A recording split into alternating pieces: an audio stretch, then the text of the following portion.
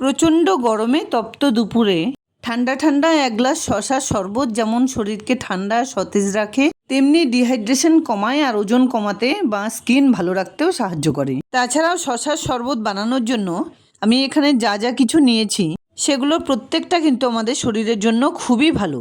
Video বানাতে বানাতে কিছু ইনফরমেশন শেয়ার করার চেষ্টা করব। এখানে আমি 4টে কচি শশা নিয়েছি।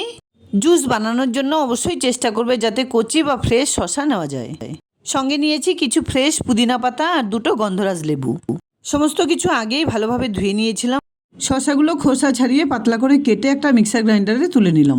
এবার এর সঙ্গে মিশিয়ে দিলাম পুদিনা পাতা, আর এর সঙ্গে দিয়ে দিলাম একটা গন্ধরাজ লেবুর রস।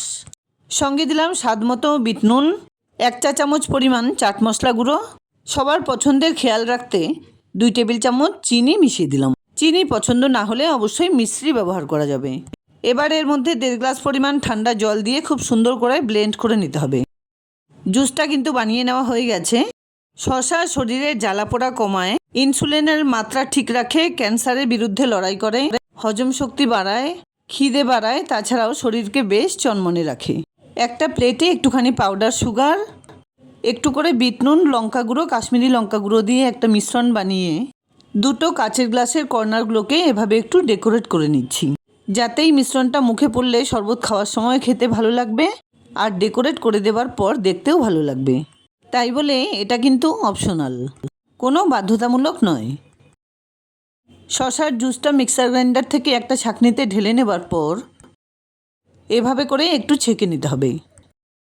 অনেক সময় এই ছিবড়েগুলো মুখে পড়লে অনেকেরই অসুবিধে হতে পারে। আমি ঘরোয়াভাবে যখন বানিয়ে নিই এই ছিবড়েগুলো কিন্তু ফেলে না দিয়ে লুচি পরোটার সঙ্গেও স্যালাড হিসেবে ব্যবহার করি, বা দইয়ের মধ্যে রায়তার মতো করে মিশিয়ে দিলেও ভালো লাগবে। খুব ভালোভাবে জুসটাকে আমার ছেঁকে নেওয়া হয়ে গেছে। এবার ডেকোরেট করে নেওয়ার পালা। সেই জন্য 2টো গ্লাসের এক একটাতে কিছু আইস কিউব আর 2টো করে শশার স্লাইস দিয়ে পরিমাণ মতো শশার জুস ঢেলে নিলাম। সমানভাবে সুন্দর করে জুস ঢেলে নেবার পর একটা করে গন্ধরাজ লেবু স্লাইস আর পুদিনা পাতার ডগা দিয়ে সাজিয়ে দিলাম। শশা যেমনভাবেই খাও না কেন, এভাবে জুস বানিয়ে খাওয়ার উপকারিতাই আলাদা। আর শুধু গরমকাল নয়, যে কোনো সময়ই শশা কিন্তু স্বাস্থ্যের জন্য খুবই ভালো।